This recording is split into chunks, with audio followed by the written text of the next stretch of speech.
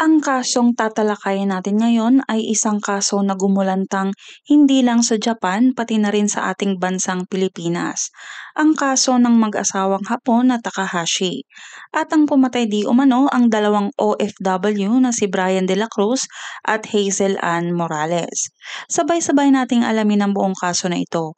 Mag-comment pagkatapos ng video na ito kung ano sa tingin nyo sa kaso na ito.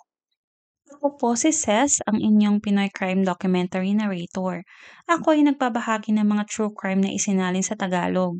Kung kayo ay mahilig sa mga true crime documentaries katulad ko, mag-like na at mag-subscribe sa aming channel. Lahat ng documentaries ay ni-research ko gamit ang public records, news, and archive materials. Noong January 16, 2024, ang anak ng mag-asawa na si Ichiro Takahashi ay umalis sa kanilang bahay upang pumasok sa trabaho sa bandang 8:00 ng umaga at umuwi sa kanilang bahay bandang pasado 8:15 ng gabi. Pagpasok niya ng bahay, napansin ni Ichiro na may mga bahid ng dugo sa lapag. Tinawag niya ang kanyang mga magulang na si Norihiro Takahashi, 55 years old, at Kimie Takahashi, 52 years old. Ngunit walang sumasagot. Hinalughog niya ang buong bahay at hindi pa rin niya mahanap ang kanyang mga magulang. Tinawagan din niya ang kanya-kanyang cellphone pero nakapatay ito. Sunod ay tinawagan niya ang bar na pagmamay-ari ng kanyang ama at ani na nakausap niya ay hindi raw ito pumasok noong araw na iyon. Tinawagan rin niya ang kanyang kapatid na babae at sinabing hindi rin niya alam kung nasaan ang mga ito. Inakala niya nung una na nakidnap ang kanyang mga magulang kaya noong bandang 9 p.m. tinawagan niya ang emergency number na 110 at sinabing nawawala ang kanyang mga magulang nang umuwi siya galing sa trabaho at nakita niya nga ang mga dugo sa sahig sa loob ng bahay. Agad na pumunta ang mga pulis at nag-imbestiga. Ngunit dahil sa kawalan ng ebidensya, tumagal pa ng 2 araw ang pag-iimbestiga. Matapos ang 2 araw noong January 18, 2024, inumpisahan tanungin ng mga pulis si Ichiro dahil siya ang unang tumawag sa mga otoridad. Sinabi ni Ichiro na nawalan siya ng kontak sa mga magulang noong January 16 at siya ay nasa trabaho. Ngunit sabi ng mga kapitbahay ay narinig daw nilang nagtatalo tungkol sa pera ang mag-ama at di umano nang hiram ng malaking pera si Ichiro sa kanyang ama. Sa unang pag-iimbestiga ay nakala ng mga pulis na may kinalaman ang kanilang anak, ngunit sa kanilang malalim na pag-iimbestiga, mayroong solidong alibay si Ichiro na pinatibay pa ng kanyang mga katrabaho. Bago matapos ang araw ng ikalawang araw ng pagkawala ng mag-asawa, isang mahalagang clue ang lumutang. May nakita sa CCTV na pagkaalis ni Ichiro sa kanilang bahay, nakitang isang babae at isang lalaki na nakamask at malapit sa bahay ng biktima.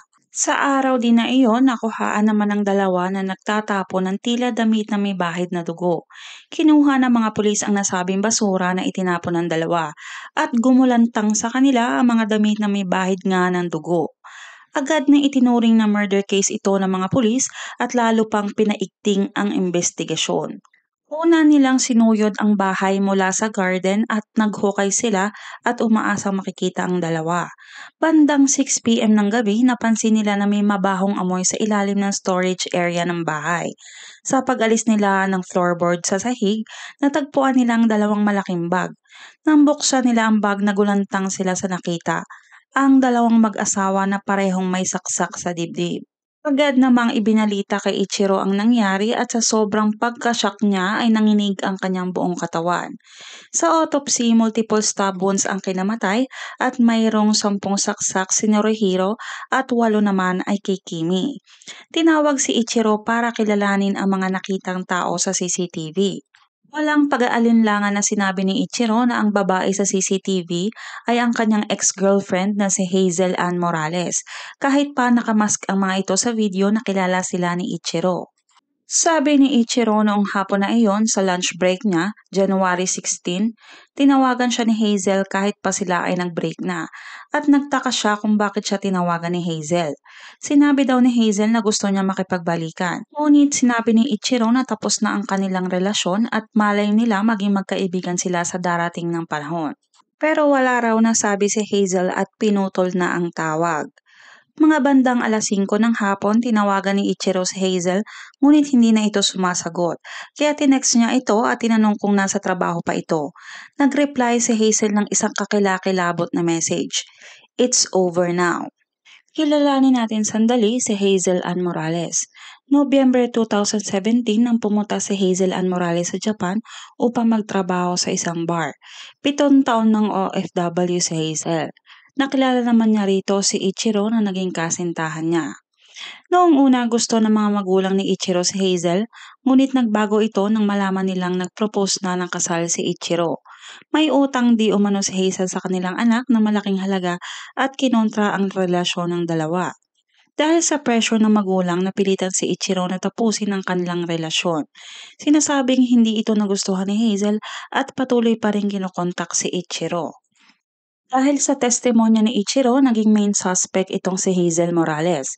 At nalaman pa nga ng mga pulis na siya pa nga ay nakatira sa isang apartment na may mga 440 metro lang ang layo mula sa tahanan ng Takahashi. Dahil rito, nagkaroon ng muka ang suspect na unang hindi makilala sa CCTV. Nang arestuhin na siya, wala na siya sa apartment nito at walang makapagturo sa kinaroroonan niya. May isang witness na nagsabi na noong gabi ng January 17, nakita niya si Morales sa isang convenience store na naghahanap ng bandages. Natrack ng mga pulis si Morales sa isang hotel at noon ngang umaga ng January 19, 2024, inaresto ng Tokyo Metropolitan Police Department sa isang hotel ang OFW na si Hazel Ann Morales, 30 years old. Itinanggi niya noong una na may kinalaman siya sa krimen at noong tinanong ng mga pulis ang kanyang kinaroroonan ng araw ng krimen, ay tinutulungan niya raw ang isang kaibigan na Pilipino na maghanap ng apartment. Itinuon naman ng mga pulis ang investigasyon sa isa pang suspect na lalaki. At noon ngang January 21, 2024, dinakip ng mga otoridad ang isang lalaki na pinaniniwalaang kasama ni Morales sa CCTV. Kinilala ang suspect na si Brian De La Cruz. Kilalanin natin sandali si Brian De La Cruz. Si Brian ay pumunta sa Japan noong September 2023 bilang OFW sa isang solar farm. Vlogger rin ito at pinakita niya sa kanyang Facebook account ang kanyang buhay mula sa Pilipinas papuntang Japan. Balik tayo sa kaso. Nakita sa CCTV na bumili si Brian ng 3 lata ng beer sa isang convenience store bandang 10:20 noong gabi ng pagpatay. Makikitang nakamask ito at may benda pa nga sa kanyang kamay at naospital pa nga ito. Kinausap ng mga pulis si Brian at noong una, sinabi niya na damay lang raw siya at wala itong kinalaman sa krimen. Inamin niya na kakilala nga niya si Hazel pero hindi naman daw malinaw kung ano ang ugnayan ng dalawa. Ngunit dahil sa pressure hindi nagtagal, inamin niya rin ang ugnayan nila at kumanta sa mga pulis. Sinabi niya na magkakilala sila ni Hazel at magkababata. Sinabi rin ni Brian na hindi niya kilala ang mga Takahashi. Si Hazel raw ang may plano ng lahat. Noong umaga ng insidente, pumasok si Hazel at Brian ng 8 a.m. ng umaga pagkaalis ni Ichiro at nagtago sa isang kwarto. Nakapasok sila sa bahay dahil alam ni Hazel ang password ng pinto ng bahay. Noong tanghali raw ay matatanda ang tumawag pa itong si Hazel kay Ichiro. Bandang 1:00 ng hapon, umalis na si Norihiro at bumalik rin.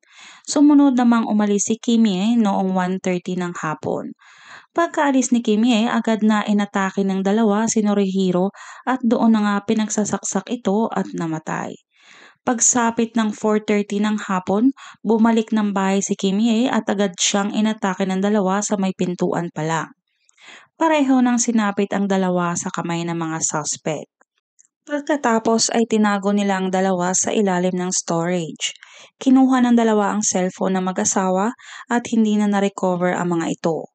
Sinabi ni Brian na nagpambuno sila ni Norihiro at nasugatan pa nga raw siya sa kamay. Ito pala ang dahilan kung bakit siya na ospital at nakabenda. Umamin si Brian na iniwanan nila ang mga bangkay kasama si Hazel Morales.